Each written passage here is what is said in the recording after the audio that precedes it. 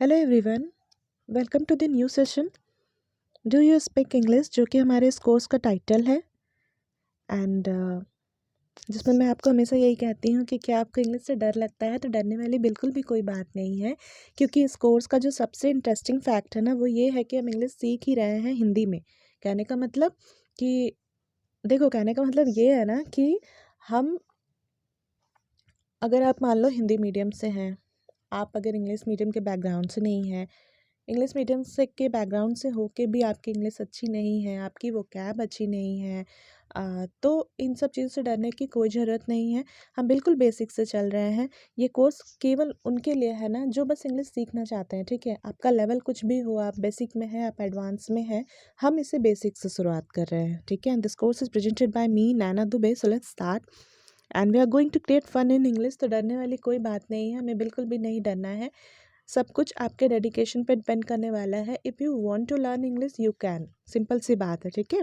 आज का जो हमारा लेसन है वो है लेसन नंबर 16, और जिसमें आज हम फिर से एक नए सिचुएशन के बारे में बात कर रहे हैं। देखो, सिचुएशन का मतलब है कि इसके पहले मैंने 15 लेसन कवर कराए हैं, ठीक है। और उस 15 लेसन में ना, ऐसा मतलब मान लो कि कोई भी ना एक दूसरे से इंटरलिंक नहीं है। कहने का मतलब कि मान लो कि कोई एक लेसन आप नहीं पढ़ पाए, या बीच में आपका स्किप कर गया है, या आपका ऐसा लग रहा है कि स्टार्टिंग 15 मतलब 1 से स्टार्ट करना पड़ेगा, तो ऐसा कुछ नहीं है, ठीक है। मैं, देखो, वैसे तो मैं रिकमेंड करूँगी कि आप स्टार्ट करिए पहले लेसन से ही, मगर आप, कहने का मतलब है कि आप इस पूरे 16वें लेसन को ना आप कहीं से भी कवर कर लीजिए, आगे पीछे पढ़ लीजिए, क्योंकि सब में अलग अलग सिचुएशन है जो हमारे डे टू डे लाइफ में हम यूज़ करते हैं। और अब देखो, एक एक सिचुएशन लेने का मेरा क्या मकसद था। इससे क्या होगा ना कि सबसे पहले हम इंग्लिश में पकड़ बनाएंगे। जो डे टू डे लाइफ में हम जो चीज़ें को यूज़ करते हैं, नॉर्मल सेंटेंसेस को, उसको हम पहले इंग्लिश में बोलना सीखेंगे, ठीक है।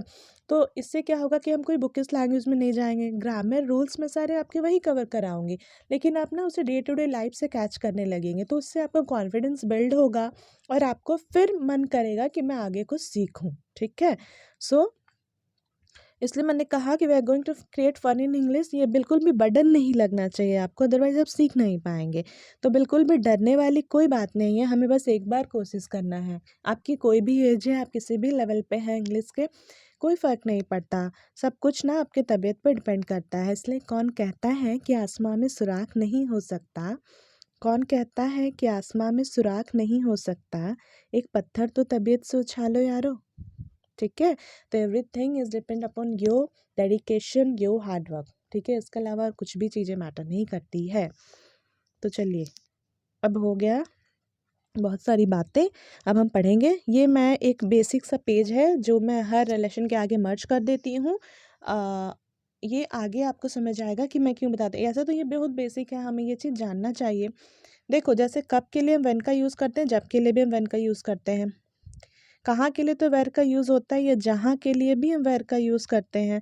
उसी तरह क्यों के लिए हम वाई का यूज़ करते हैं, क्या के लिए हम व्हाट का यूज़ करते हैं, कैसे के लिए हाउ का, कौन के लिए हु का, और किसे के लिए भी हम हु का ही यूज़ करते हैं। उसी तरीके से किसको के लिए हम हुम का, और जिसको के लिए भी हम हुम का यूज़ करते हैं, और किस तरह से के लिए हम समहाउ का यूज़ करते हैं। ये कुछ बेसिक इंग्लिश है, मतलब वर्ड्स है जिसका हिंदी मीनिंग मैंने आपको बताया। ये जान के रखिए, ये सेंटेंस फॉर्म करने में काम आती है, ठीक है। तो चलो, कुछ रिकैप मैं बता दूं। वैसे मैं ना रिकैप हमेशा प्रीवियस लेसन का बताती हूँ, जो हमने प्रीवियस लेसन में पढ़ा है, पर आज हमारा लेसन नंबर 16 है, ठीक है। तो मैं आज आपको 15 का नहीं बता रही हूँ, वो आप जाके देख लेना। मैं आपको ये आज 13 और 14 क्यों बता रही हूँ ना, क्योंकि ये सब मिलता जुलता है।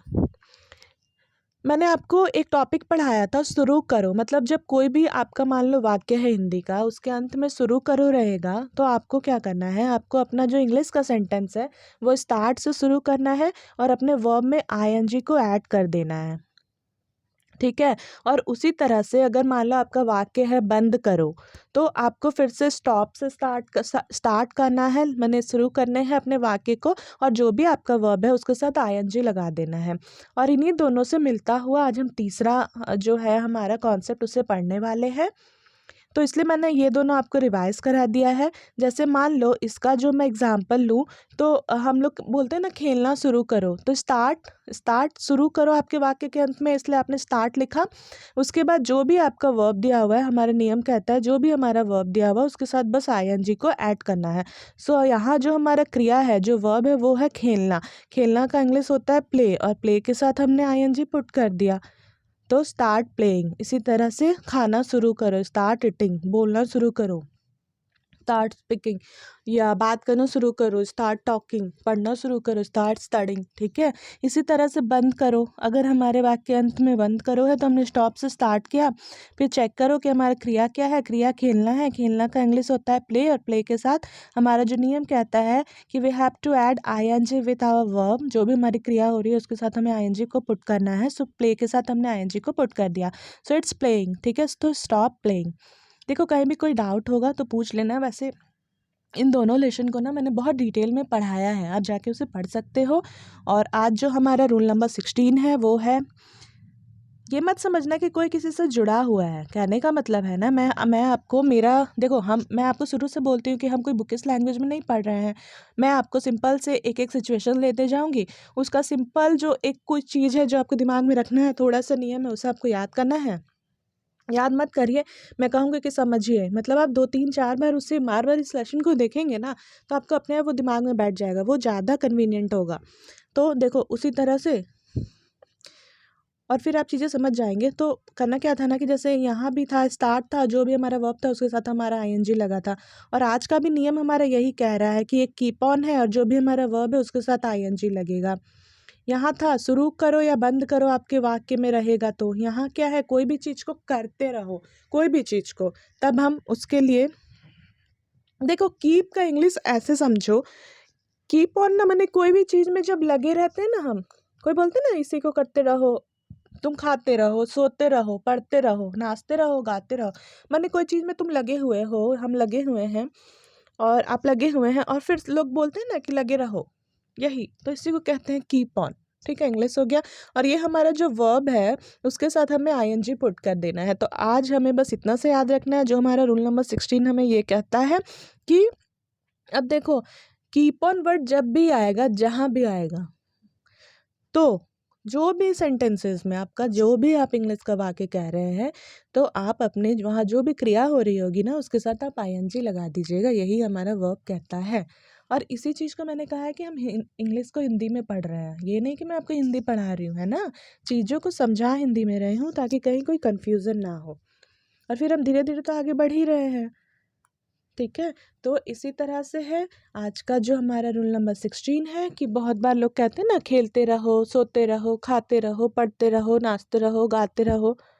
ठीक है, तो उस जगह पे कीप ऑन का यूज़ होगा। माने रहो, कुछ भी आप कर रहे हैं लगातार उसी में लगे हुए हैं, तो उसके लिए हम कीप ऑन का यूज़ करते हैं, और जो भी वर्ब होगा उसके साथ हम आईएनजी का यूज़ करते हैं। यहाँ तक क्लियर है? कोई भी डाउट होगा तो you can ask on comment section. तो अब हम इसे और कुछ एग्जाम्पल से समझ लेंगे जो ज़्यादा ईजी हो जाएगा। जैसे हमारा पहला एग्जाम्पल है खेलते रहो। तो अब देखो, सबसे पहले यहाँ खेलते रहो, कुछ काम है जिसको आपको बोला जा रहा है कि हाँ आप उसमें कंटिन्यू रहो। जब भी रहो है लास्ट में, माने कंटिन्यू, ये देख लेना कि वर्ब के साथ है ना।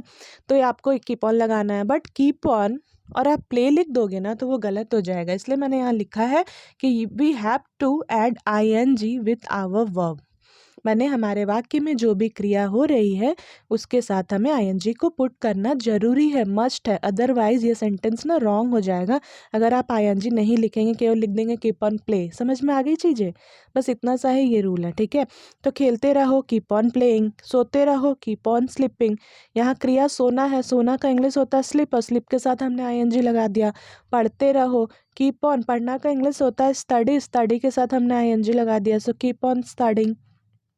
फिर उसी तरीके से गाते रहो, गाना का इंग्लिश होता है सिंग, और सिंग के साथ हमने आईएनजी लगा दिया, सो कीप ऑन सिंगिंग। नाचते रहो, नाचना का इंग्लिश होता है डांस, और डांस के साथ हमने आईएनजी लगा दिया क्योंकि यही हमारा वर्ब है, सो कीप ऑन डांसिंग। बैठे रहो, बैठना का होता है सिट, सिट मतलब बैठना होता है, और उसके साथ हमें आईएनजी लगाना, सो कीप ऑन सिटिंग, बैठे रहो। फिर हम लोग बहुत बार कहते हैं ना भागते रहो या दौड़ते रहो एक ही बात है, उसमें आप कहिएगा कीप ऑन रनिंग। उसी तरह से चिल्लाते रहो, कीप ऑन शाउटिंग। पीते रहो, कीप ऑन ड्रिंकिंग। ड्रिंक माने पीना होता है, उसके साथ आपको आईएनजी लगाना है। लिखते रहो, कीप ऑन, लिखना का इंग्लिश होता है राइट, और राइट के सामने हमने आईएनजी लगा दिया। ठीक है, तो बस इतना सा ही है ये कीप ऑन के बारे में। और हम एक इस तरह से हमने और एक सिचुएशन को कंप्लीट कर लिया है। देखो, आपको कहीं भी कोई डाउट होगा आप कमेंट सेक्शन में पूछिएगा। और अभी के लिए इतना ही। Thank you so much.